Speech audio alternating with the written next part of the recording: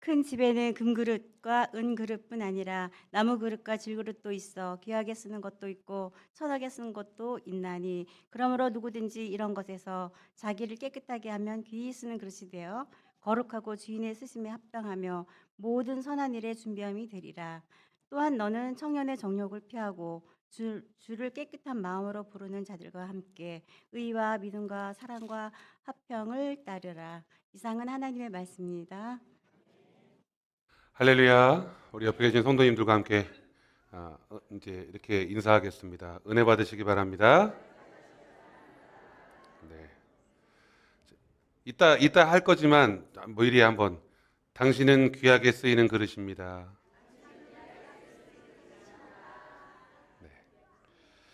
오늘 저는 이 귀하게 쓰이는 그릇이란 제목으로 말씀을 나누려고 하는데요.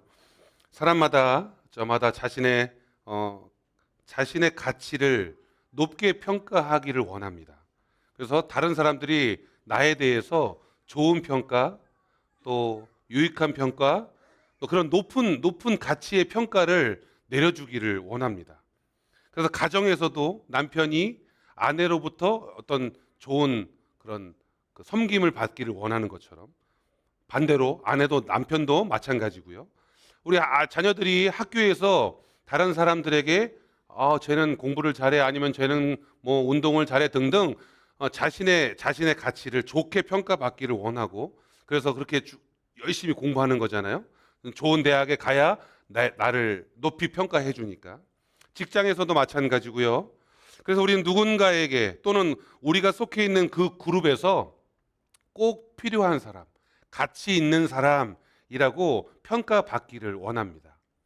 저희는 안 그런 것 같지만 우리 이 교회 공동체 안에서도 이렇게 나는 그냥 무늬만 그리스도인이야. 나는 그냥 주일날 예배만 슉 왔다 가는 성도가 아니라 우리 저 성도님은 우리 저 집사님은 우리 저 권사님은 정말 우리 교회에 꼭 필요한 분이야라고 하는 어떤 그런 평가를 받으면 기분 좋잖아요. 그죠?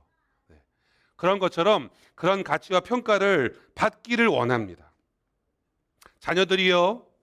부모의 눈에 들어서 부모의 칭찬을 받으려고 하는 그 미세한 몸짓을 여러분들 잘 아시잖아요. 제가 이제 퇴근해서 집에 들어가면 제가 딱 문소리가 나자마자 벌써 아빠가 온 걸 아니까 후닥닥닥 그 있잖아요. 그 칭찬받고 또 이쁨 받으려고 하는 그런 모습들을 보면 알아요. 그것처럼 직장인들도 어떤 회사에서 좋은 평가를 바라는 것처럼 우리는 귀하게 평가받고 귀하게 쓰이고 싶어 합니다. 자, 그래서 이제 연습하는 거예요. 자, 이제 옆에 있는 분들한테 이렇게 나눈 겁니다. 당신은 하나님께서 귀하게 쓰시는 분입니다. 우리 중고등부 학생들도 얘기하세요. 당신은 하나님께서 귀하게 쓰시는 분입니다. 자, 이 얘기를 남들이 안 해주는데 그래도 예배 시간에 설교 시간에 이렇게 하라고 해서 들으니까 기분 좋잖아요. 그죠? 자, 오늘 보면은 사도 바울이 그 믿음의 아들인 디모데에게 보낸 편지의 내용 가운데 하나입니다. 당시 디모데는 에베소라고 하는 그곳에 목회자로 있었습니다. 지금 이 바울은 로마의 감옥에 갇혀 있는 상태이고 한 번이 아니라 두 번째 또 이렇게 갇혀 있게 되는 상황입니다. 그리고 이제 로마인이기 때문에 황제의 판결을 기다리고 있고 이 재판 이후에 어떤 판결을 받게 될지.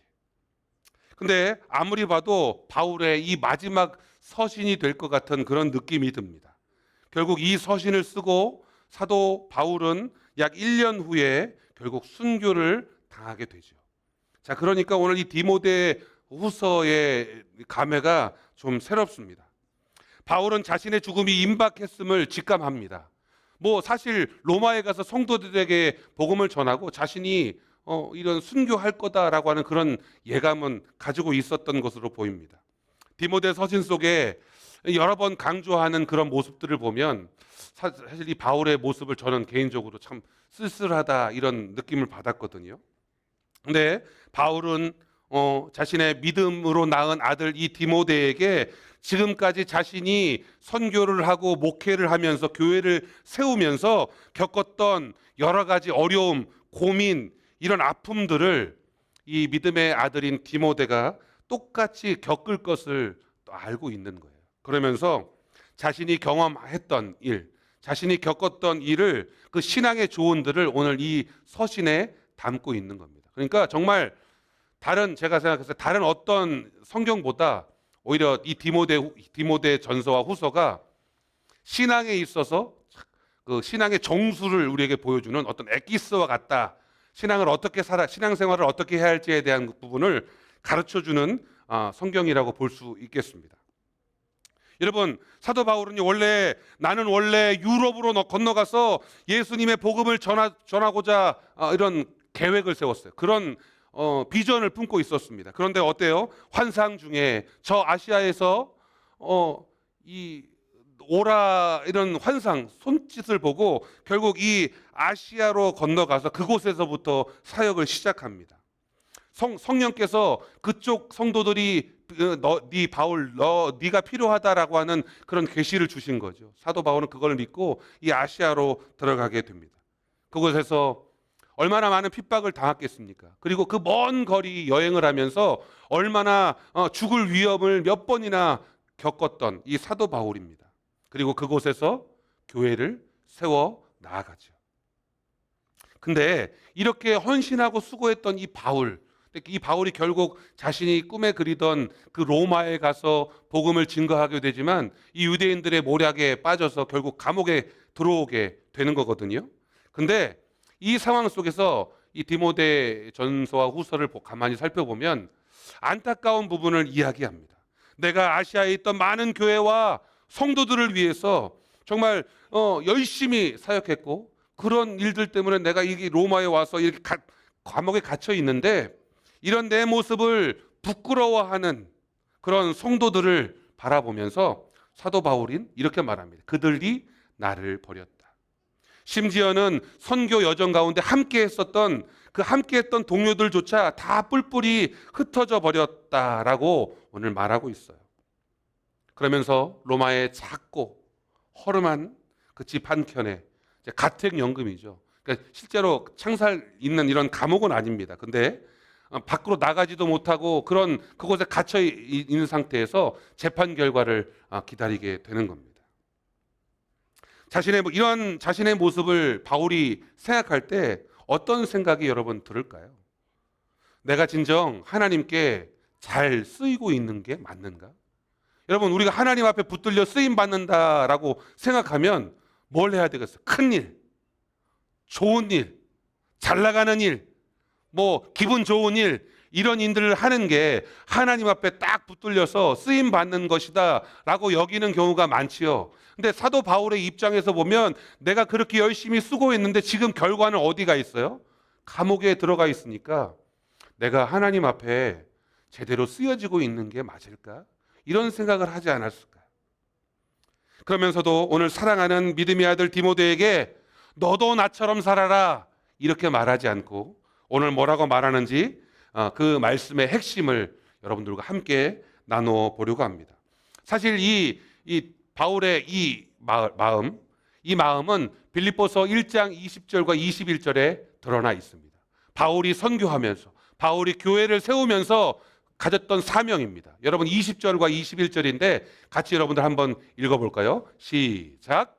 나의 간절한 기대와 소망을 따라 아무 일에든지 부끄러워하지 아니하고 지금도 전과 같이 온전히 담대하여 살든지 죽든지 내 몸에서 그리스도가 존귀하게 되게 하려 하나니 이는 내게 사는 것이 그리스도니 죽는 것도 유익함이라. 여러분 이렇게 말하고 있으면 바울이 말하는 건 이겁니다. 비록 내가 세상에서 사람들에게 인정받지 못했다, 사람들에게 사랑받지 못했다 할지라도 오히려 배신당하고 조롱당하고 무익한 삶이었다고 평가받을지 이 감옥에서 그렇게 평가가 되더라도 심지어는 그로 말미암아 내가 감옥에서 어떻게 돼요? 죽게 되더라도 하나님과 예수 그리스도께 만약 내가 유익하다면 난 그것으로 괜찮다. 오늘 이 핵심이 이거예요. 내가 열심히 했지만 내가 나에 대한 평가가 좋지 못해요. 내가 어떤 결과와 열매들을 내지 못한 것 같은 생각이 들 수도 있습니다. 하지만 오늘 이 사도 바울은 뭐라고 말하느냐? 그렇지만 내가 하나님과 예수 그리스도를 위해서 오히려 이렇게 된 것이 나는 유익이다.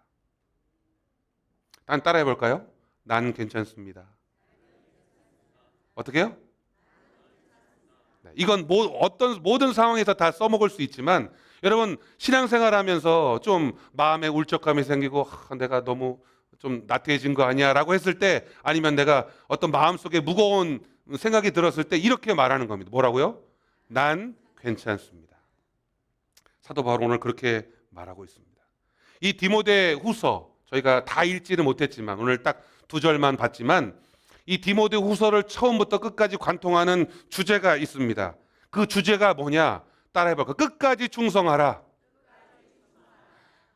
사람들이 조금 평가를 하든지 사람들이 칭찬을 하든지 욕을 하든지 상관없어요. 그런 배경과 환경이 중요한 게 아니라 오직 중요한 건 내 마음. 뭐라고요? 끝까지 충성해라. 이게 오늘 디모데 후서에서 바울이 사랑하는 아들 디모데에게 말하는 핵심입니다. 그러면서 몇 가지를 예화를 들어서 어떻게 충성하느냐, 어떻게 끝까지 충성하느냐, 어떤 사람처럼 어떤 모습으로 충성하느냐 예화를 들었어요. 첫째 뭐라고 얘기했냐면, 첫째는 군사다. 너는 군사와 같아. 여러분 군사는 뭘 얘기하는 거죠? 군인을 얘기하는 거잖아요. 군인을. 그러니까 바울이 여러 가지 비유를 사용했는데 당신은, 너희는, 우리는 예수 그리스도의 군사입니다. 그렇기 때문에 군인이라고 하면 고난이 올지라도 그 고난을 견디고 이겨내서 임무를 어떻게 해요? 완수해내는 거. 그게 군사라고 하는 거죠. 만약 여러분들의 삶 가운데 고난과 낙심과 환난과 어려움이 찾아와도 여러분은 예수 그리스도의 군사이기 때문에 끝까지 어떻게 해요? 이 임무를 완수해야 하는 거다. 오늘 육려전도 회원들이 헌신을 다짐하는데, 육려전도 회원들의 아까 1년 동안의 계획들을 쭉 이제 이게 나열했잖아요. 그러한 계획들이 그냥 행사가 아니라 하나님께서 우리에게 주신 사명이다, 임무다라고 생각하고 그것을 끝까지 충실하게 완수해내는 것. 그것이 바로 우리의 모습일 줄 압니다. 그리고 사도 바울이 또 말해요. 두 번째는 뭐라고요? 운동선수로 비유하여 말합니다. 여러분 운동선수는 규칙에 따라서 경주를 하는 거예요. 근데 사도 바울은 뭘 강조했냐? 1등이냐 2등이냐 3등이냐가 중요한 게 아니래요. 운동선수인데 어떤 운동선수냐? 끝까지 완주하는 운동선수. 그래요. 우리는 물론 1등이냐 2등이냐 3등이냐 그런 평가도 있을 수 있지만 결국 운동선수의 참다운 이 스포츠맨십은 뭡니까? 끝까지 최선을 다해서 그 목표를 이루어내는 것, 완주하는 겁니다. 마라톤 선수가 출발점에서 시작해서 마지막 결승점까지 가다가 중간에 허리가 너무 끊어질 것 같이 아프고 목이 마르고 다리가 막 저리고 그래서 중간에 포기한다. 그러면 이 사람은 마라토너가 아니죠. 어떤 사람이 진정한 운동선수요 마라토너입니까? 힘들지만 끝까지 완주하는 거예요. 비록 1등은 아니고 꼴찌일지라도 끝까지 완주하는 것. 바로 사도 바울은 오늘 그런 사람이 되어야 한다라고 비유하고 있어요. 또 있습니다. 아직 안 끝났어요. 세 번째는 뭐에 비유했어요? 농부죠. 여러분 이 농부는 언제가 가장 기쁠까요? 그렇죠. 당연히 추수할 때죠. 근데 추수할 때는 이런 절기의 맨 끄트머리에 가 있잖아요. 나머지는요. 겨울, 봄, 여름 이런 시기들이 길잖아요. 무덥고 때로는 춥고 이런 여러 가지 시기들을 겪으면서 마지막 추수 때를 기대하고 준비한다는 겁니다.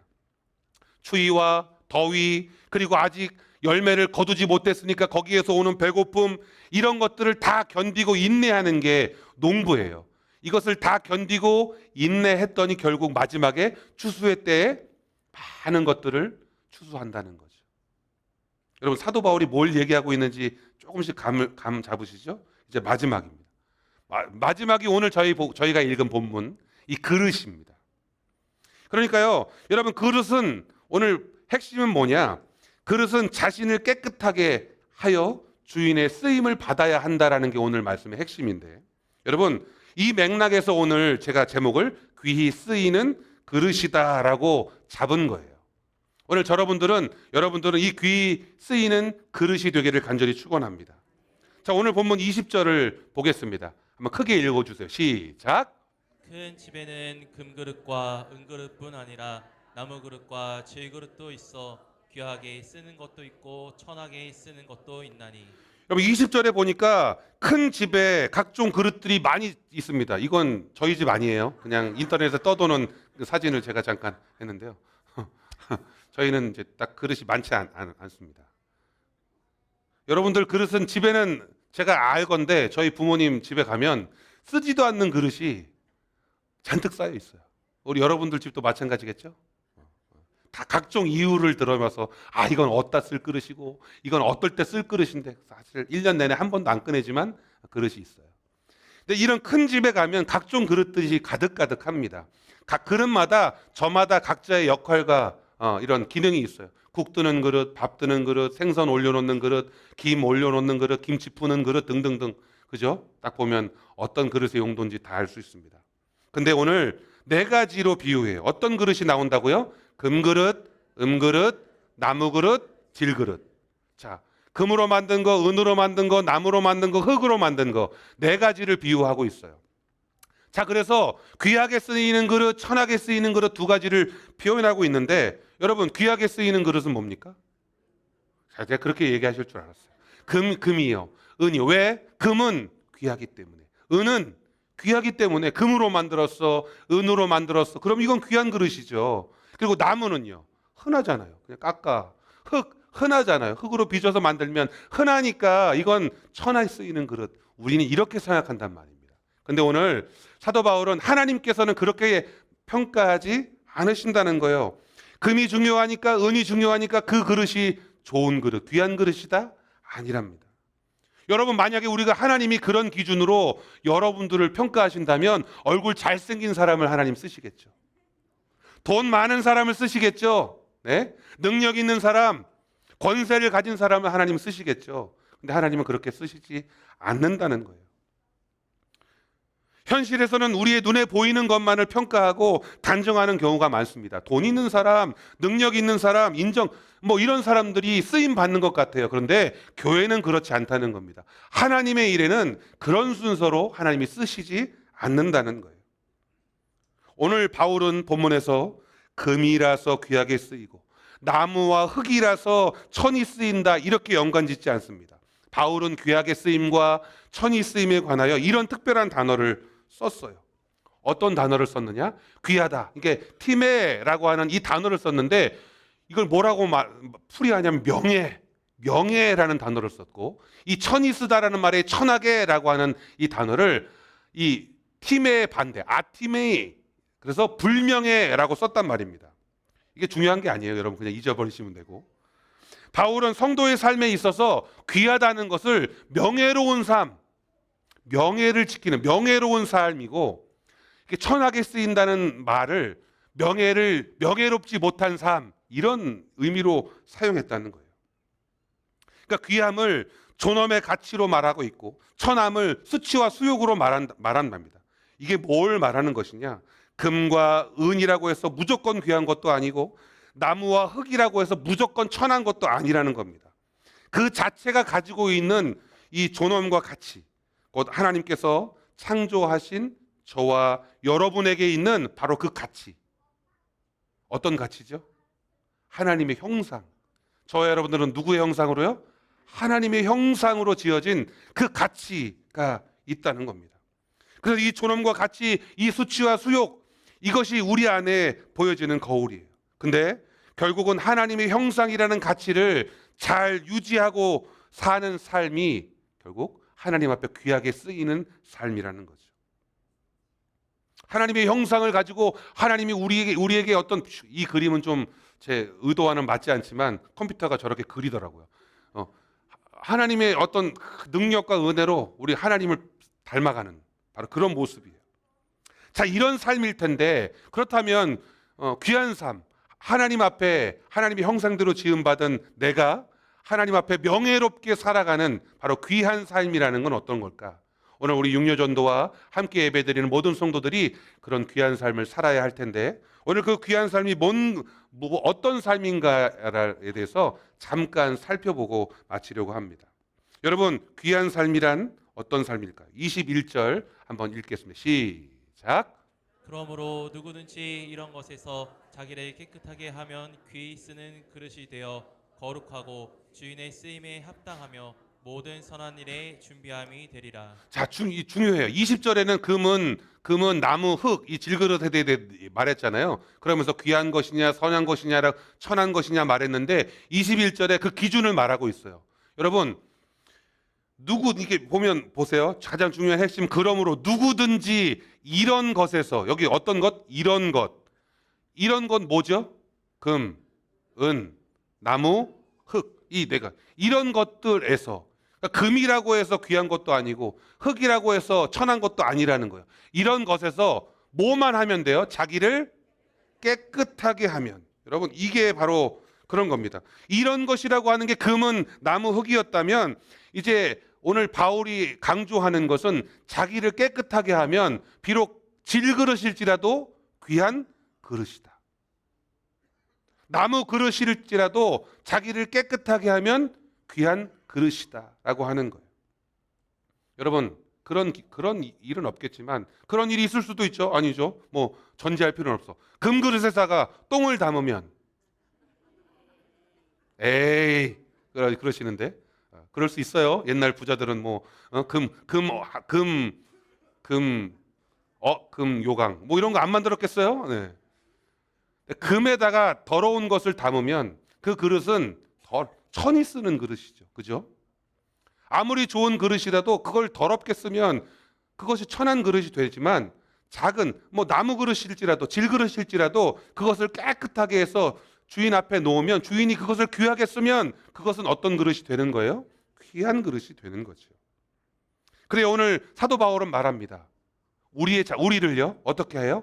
깨끗하게 하라는 겁니다. 지금 바울은요 비록 감옥에 갇혀 있습니다. 결과적으로 보면 바울, 네가 한 게 뭐 있어? 라고 말할 수 있어요. 그렇죠? 바울이 나라를 세웠습니까? 아니요.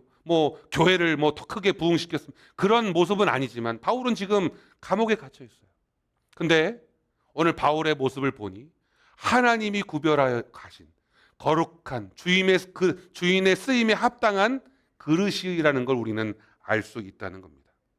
언제 죽을지 모르는 위기에 빠져 있지만, 그래서 그 바울의 삶이 전체가 쓸모없어 보이기도 하지만, 그러나 이 사도 바울은 예수 그리스도의 형상으로 다 비춰집니다. 그래서 저는 개인적으로 가장 존경하는 이런 사도 누가 있을까? 물론 베드로도 좋아하지만 바울, 이 학자의 영을 가지고 이 바울이 정말 마음속에 깊이 남는데, 그래요. 눈에 보이는 것과는 상관없이 예수 그리스도의 형상을 닮아 있는 이 바울은 거룩하고 주인의 쓰임에 합당한 그릇이라는 평가를 받게 되는 겁니다. 저와 여러분은 하나님의 형상, 곧 예수 그리스도의 형상을 온전히 닮아가는 삶을 살고 계십니까? 특별히 우리 육려전도 회원들, 하나님의 형상을 닮아가는 삶을 살고 계십니까? 네. 살고 계시죠. 네. 우리 오늘 헌신을 다짐하는 육려전도 회원들이 그러한 삶의 결단과 다짐으로 삶을 살아내시기를 간절히 바랍니다. 사도 바울은 죽음을 앞두고 이 영적인 아들 디모데에게, 야, 너 큰일 해라, 큰일 해야 된다, 큰일 해라 라고 말하지 않습니다. 먼저 뭐라고 말하냐면 깨끗한 사람이 되라. 하나님은 능력이 많은 사람보다 준비된 사람을 원하시더라고요. 화려한 사람보다 거룩한 사람을 사용하십니다. 유명한 사람보다 충성된 사람을 사용하십니다. 누군가가 위로가 필요할 때 찾아갈 수 있는 사람, 누군가 기도를 필요로 할 때 무릎 꿇어줄 수 있는 사람, 교회가 필요로 할 때 기쁨으로 헌신할 수 있는 사람, 우리 그런 사람이 우리 육려전도가 되기를 간절히 바랍니다. 그리고 우리 함께 예배드리는 우리 성도들 되시기를 간절히 축원합니다. 하나님께서는 그 사람이 금이든 은이든 나무든 흙이든 상관하지 않으시고 우리의 능력이 아닌 하나님의 능력으로 일하시는 분이십니다. 비록 우리가 나무일지라도 흙일지라도 상관없어요. 왜요? 그것을 사용하시는 분이 하나님이시기 때문에.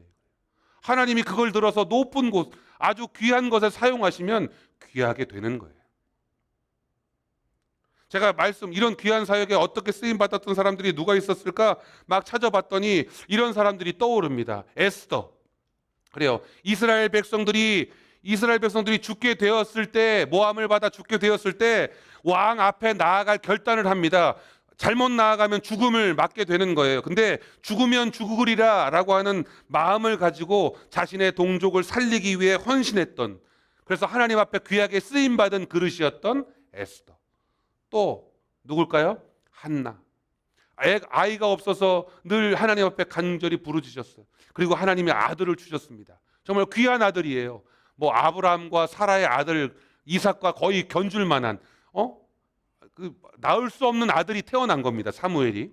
귀한 아들이잖아요. 정말 애지중지 금지옥여 키워야 하는데 사무엘은 한나는 그 아들 사무엘을 어떻게 합니까? 하나님 앞에 바쳐요. 그런 헌신, 아들을 거룩한 나시른으로 하나님 앞에 드리는 헌신을 보여줘요. 하나님께서는 그 은혜를 그 간절한 헌신을 통해서 사무엘을 귀하게 쓰십니다.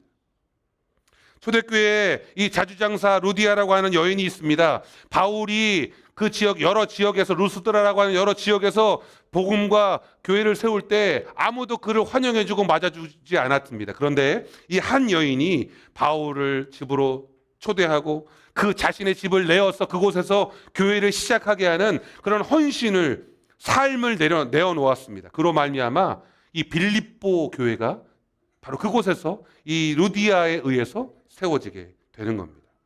이처럼 이러한 삶을 살아냈던 사람들, 바로 이런 사람들을 사도 바울은 22절에 이렇게 정의합니다.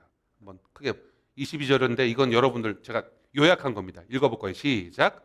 주를 깨끗한 마음으로 부르는 자들과 함께. 그래, 22절에 이렇게 기록해요. 주를 깨끗한 마음으로 부르는 자들과 함께 해야 한다는 거죠. 누굽니까? 바로 여러분. 여기 얼굴 나오시는 분 손 들어. 저거 납니다. 이렇게. 바로 여러분들이 주를 깨끗한 마음으로 부르짖고 찾는 사람들일 줄 믿습니다. 여러분, 예수 그리스도의 형상을 닮아가는 것, 예수 그리스도와 함께 노력하는 우리 모두는 하나님 앞에 귀하게 쓰임받는 그릇이 될 줄로 믿습니다. 오늘 말씀 마지막 소절에 보면 이 네 가지를 강조합니다. 의와 믿음과 사랑과 화평에 대해서 말합니다. 여러분, 이것은 최선을 다하기로 결단하는 우리 사랑하는 성도들 되시기를 간절히 바랍니다. 의라고 하는 것, 믿음이라고 하는 것, 사랑이라고 하는 것, 이 화평이라고 하는 것은 곧 오늘 끝까지 최선을 다하고 충성하는 바로 그러한 하나님 앞에 쓰여지는 사람들이 가지고 있는 능력이 되는 겁니다. 그런 사람들은요, 만나는 그의 삶에 온전히 의만 드러납니다.